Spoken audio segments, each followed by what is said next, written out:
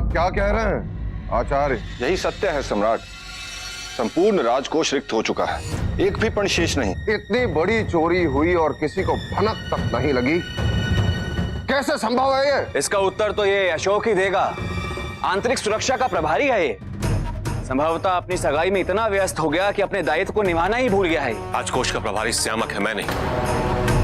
राजकोष में चोरी तब तक नहीं हो सकती जब तक उसमें स्वयं श्यामक सम्मिलित ना हो। आप अपना दोष स्वीकारने के स्थान पर हमेशा दूसरों पर दोष क्यों मढ़ते रहते?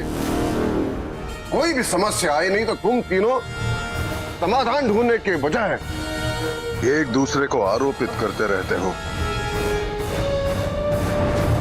राजकोष से धन चोरी हुआ है, इसकी सूचना केवल इसी कक्ष में रहनी चाहिए। शत्रुओं को हमारी आर्थिक स्थिति ज्ञात नहीं होनी चाहिए। और सबसे महत्वपूर्ण बात, क्योंकि यह स्पष्ट है कि कोष की चोरी सगाई के समय हुई है, उससे पूर्व नहीं। इसीलिए सभी सीमाओं को बंद कर दिया जाए ताकि कुछ भी नगर से बाहर न जा पाए। सुशीम, तुम बाहरी सुरक्षा सुनिश्चित करोगे। यदि किसी ने भी प्रश्न उठाए तो तुम्हारा उत्तर होगा कि मगध और कलिंग एकजुट हो रहे हैं, इसलिए सुरक्षा की दृष्टि से सतर्कता अपनाई जा रही है। जी पिताजी। अशोक, तुम आचार्य राधागुप्त के साथ जांच करोगे।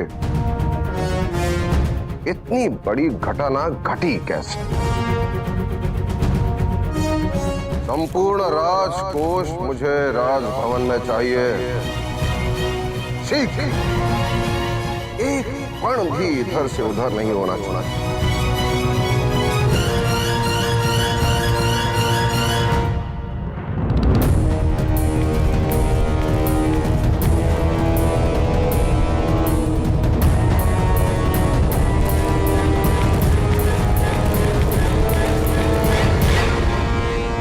भवन से यदि कुछ बाहर गया तो वो है राजकुमारी की पालकी और उन्हें दिए गए उपहार।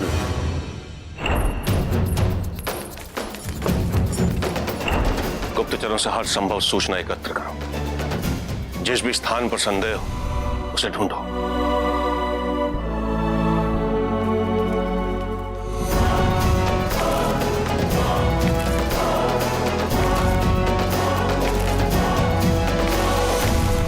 ये क्या कर रही हो? इस प्रकार मुझे अपने कक्ष में खींचना जानती हो कितना जोखिम भरा हो सकता है? कुछ महत्वपूर्ण था तो। इतना महत्वपूर्ण है कि तू सोच भी नहीं सकता। राजकोष का दान कहाँ है मुझे पता। तुम्हें पता है कहाँ है राजकोष? किसने चुराया? श्यामक और सुशीम ये ऐसा कर सकते। श्यामक और सुशीम? किंतु तुम्हें ही कैसे पता? क्योंकि उन्हें मैंने कहा था। तुमने क्यों? तरीका गलत था मेरा, लेकिन सोच नहीं। और मुझे भी इसका डर भी नहीं है। याद रहे कि राजकोष को चुराने के षड्यंत्र में मैं तुम्हें मृत्युदंड भी दे सकता हूँ। कहाँ है राजकोष? वही बताने आई थी। सुनोगे तो राजकोष भी मिलेगा और छोड़ भी। तुम दोनों को रंगे हाथ नहीं पकड़ना चाहते हो। सोचो, तुम सम्राट को वेश बदल कर बाहर ला सकते हो और सिद्ध कर सकते हो कि वो दोनों असली अपराधी हैं। यदि तुम दोनों आओगे तो मैं सुशीम और श्यामा को बहाने पे विवाह करूंगी और फिर सम्राट के सामने सच होगा। यदि तुम्हारी ये योजना थी तो तुमने मुझे इसमें पहले क्यों नहीं सम्मिलित किया? क्षमा करना, समय नहीं था और ये अवसर छोड़ना मैं नहीं चाहती थी। स्मरण रहे लेज़ांड्रा, यदि तुमने मेरे साथ किसी भी प्रकार का छल करने का प्रयास किया तो उसका परिणाम तुम भली भांति जानती हो।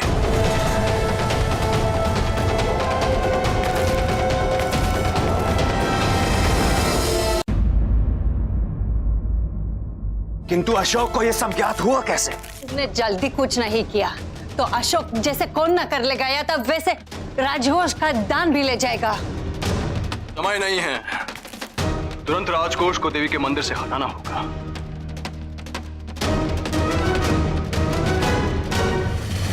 देवी माँ के मंदिर में ऐसे पवित्र स्थान पर चुराए हुए कोष का रखने का नीच कार्य कौन कर सकता है? पिताजी महाराज, नीच कार्य करने वालों के लिए पवित्र स्थान का कोई महत्व नहीं होता। उनके लिए यदि कुछ महत्वपूर्ण होता है तो केवल उनकी महत्वाकांक्षा है। वही तो मैं भी चकित हूँ कि ऐसा महत्वाकांक्षी कौन है जिसने ये किया है। इस भवन में ही ऐसे दो व्यक्ति हैं, श्यामक और सुशील।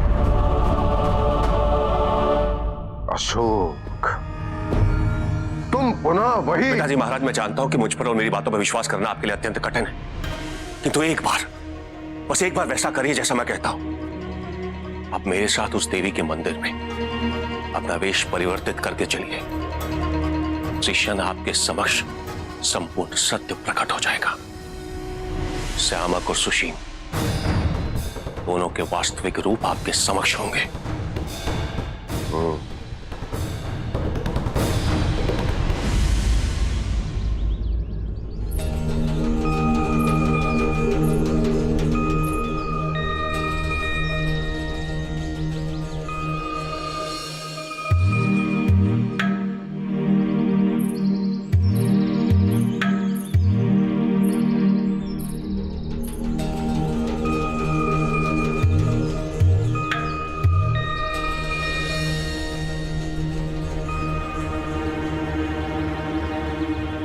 क्या जिज्ञासा है तुम्हारी? बाबा, मेरे मित्रों की कुंडली देखकर बताइए कि इनके विवाह की शुभ घड़ी कौन सी होगी।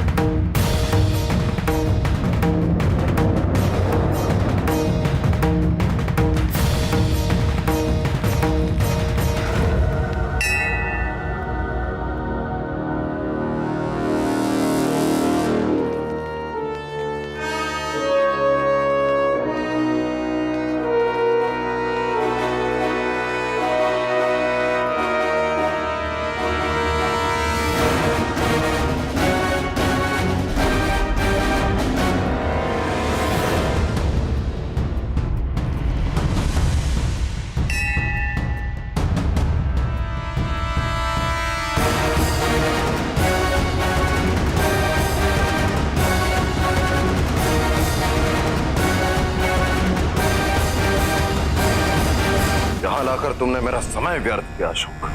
दूर दूर तक दोनों दिखाई नहीं दे रहे। धैर्य रखिए, वो किसी भी क्षण आ सकते हैं, आएंगे अवश्य।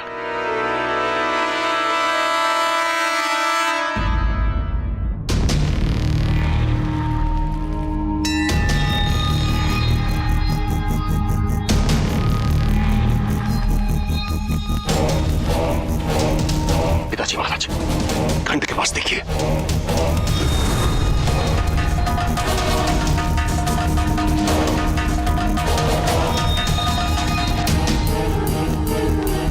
यदि राजकोष चुराने में इनकी सम्मिलित नहीं होती तो क्यों आते ये इस क्षण यहां वेश बदलकर?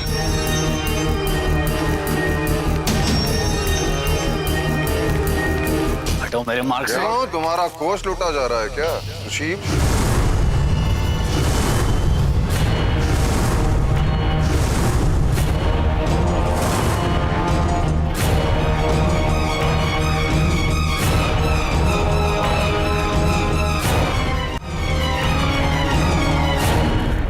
सभी भक्तजन मंदिर प्रांगण से बाहर चले जाए।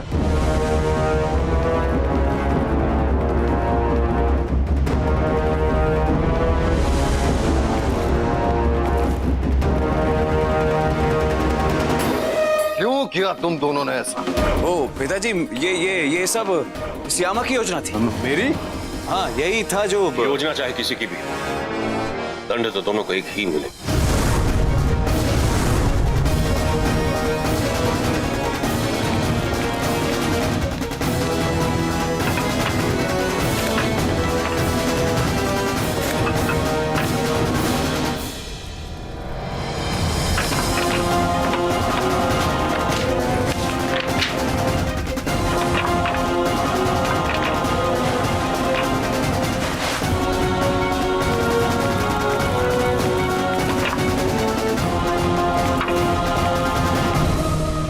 मैंने कभी स्वप्न में भी नहीं सोचा था कि मेरे पुत्र मेरे साथ विश्वासघात करेंगे। ऐसा कौन सा पाप किया था मैंने? आज मुझे ये दिन देखने पड़ रहा है। मेरा ही रक्त, मेरे ही पुत्र मेरे विरुद्ध काम कर रहे हैं, मेरे ही विरुद्ध हो गए। अपने पुत्रों को पहचानने में, समझने में भूल हो गई मुझसे। सम्राट, यहाँ तो कुछ भी नहीं है।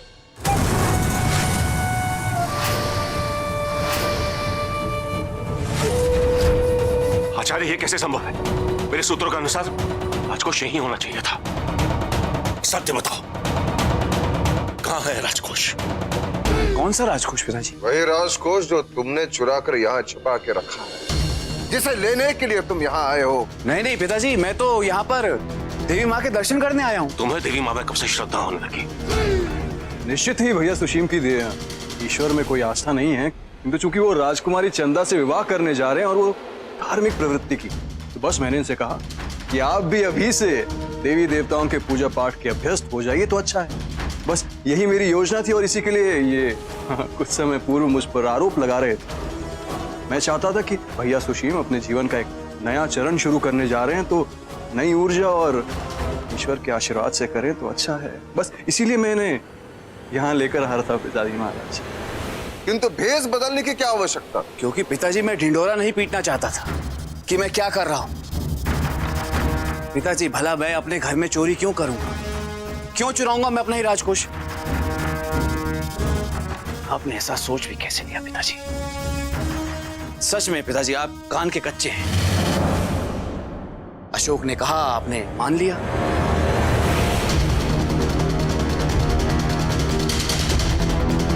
पिताजी महाराज, मैं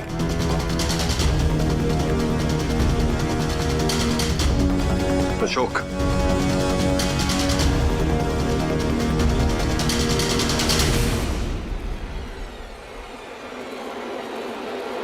तुम तो कह रही थी कि कैसे हुआ मैं नहीं जानती। मेरा विश्वास करो, कोश यही था, तभी तो वो दोनों यहाँ आए।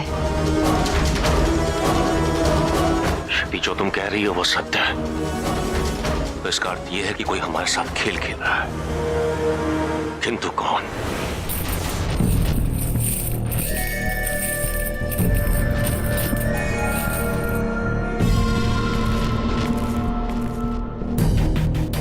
मगध और कलिंग के गठजोड़ की अनुमति मैं कभी नहीं दूंगा। इसके लिए चाहे मुझे कुछ भी करना पड़े, इस राजसी विवाह को संबंधों की रणभूमि में परिवर्तित कर दूंगा मैं। ऐसा महासंग्राम होगा कि मगध अपने अस्तित्व के लिए तरसेगा।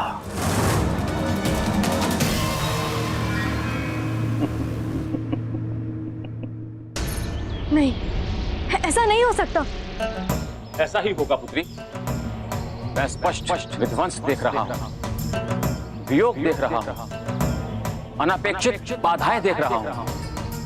पुत्री, मुझे नहीं लगता ये दोनों एक हो पाएंगे। कोई ना कोई इन दोनों के बीच बाधाएं उत्पन्न करेगा, क्योंकि इनकी नियति में मिलन नहीं, विरह योग। और कोई इनका अपना ही इन दो प्रेम करने वालों को विलग करने की भूमिका निभाएगा।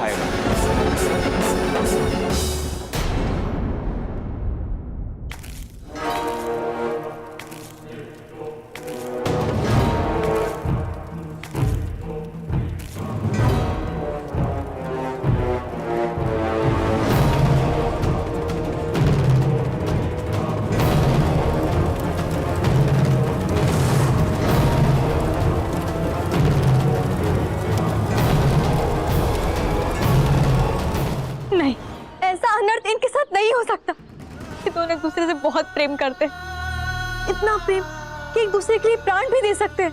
उनका प्रेम नियति से बड़ा नहीं, उनकी नियति में विरह और विनाश के बीज अंकुरित हो चुके हैं। मुझे उनकी नियति अस्वीकार्य है। मैं उनके प्रेम को संरक्षण देकर, परिरक्षित कर, विधि के विधान को परिवर्तित कर दूंगी। मैं उन्हें एक करके रहूंगी, उन्हें एक होना ही होगा। और मैं भी देखती हूँ किसकी विजय होती है, नियति की या उनके प्रेम की।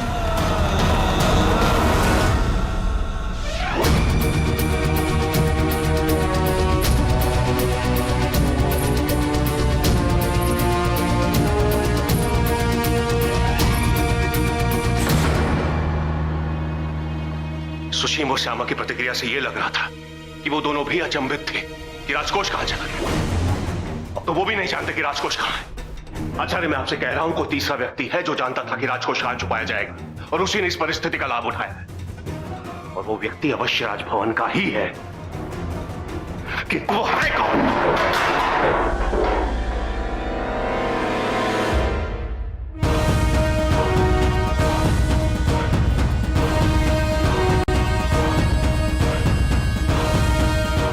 ये तो किसी राजवंशी का प्रतीत होता है।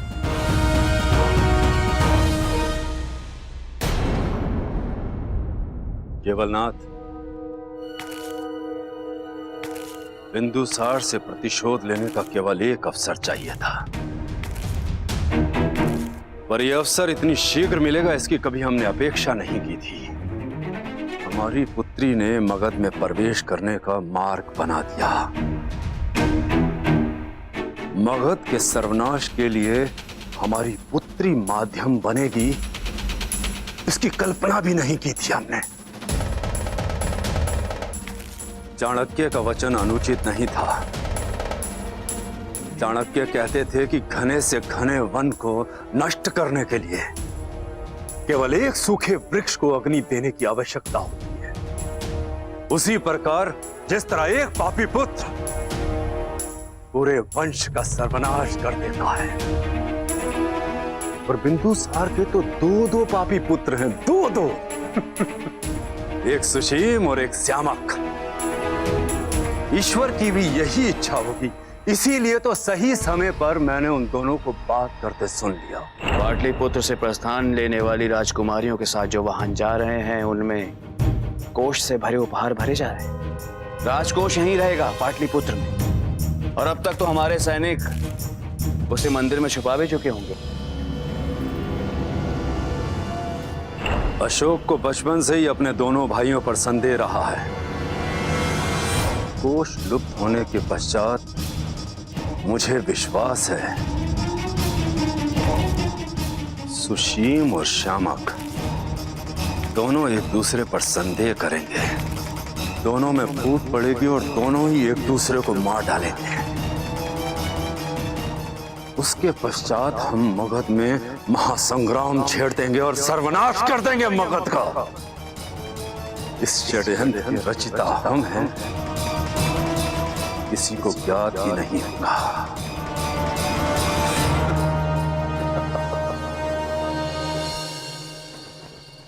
इसमें पता लगाने वाली क्या बात है? सिर्फ हम जानते थे कि कोष कहाँ रखा था। अब अगर मैंने ये किया होता तो इस समय तुम्हारे समक्ष में नहीं खड़ी होती। तुम्हारी माँ और काला ताक तुम्हारे साथ ये चाल नहीं कर सकते हैं। तो अब बचा कौन?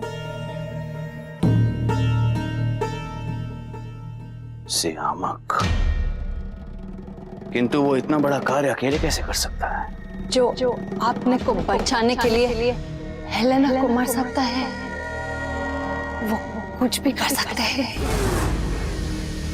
और मत बोलो कि वो कोष को तक्षशिला ले जाने चाहता था और तुम उसके विरुद्ध थे। उसे लगा होगा कि तुमसे लड़ नहीं पाएगा, इसलिए उसने छुड़ा लिया।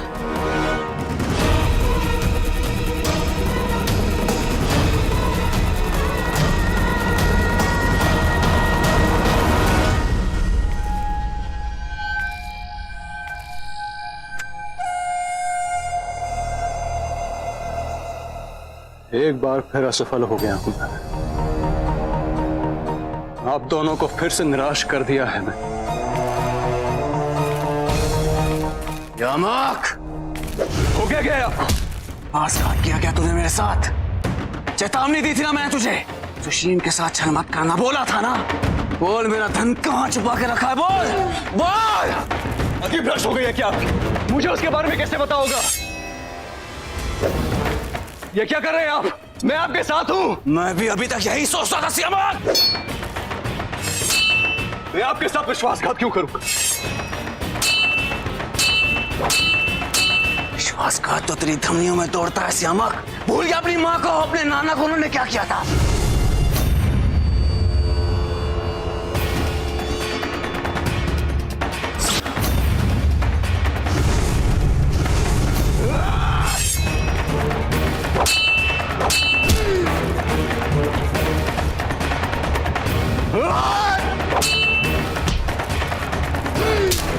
तीन बार पूछ रहा हूं, बता धन कहां छुपा रखा है? बोल।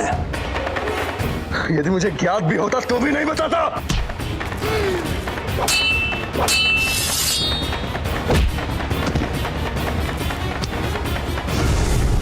सुशीम,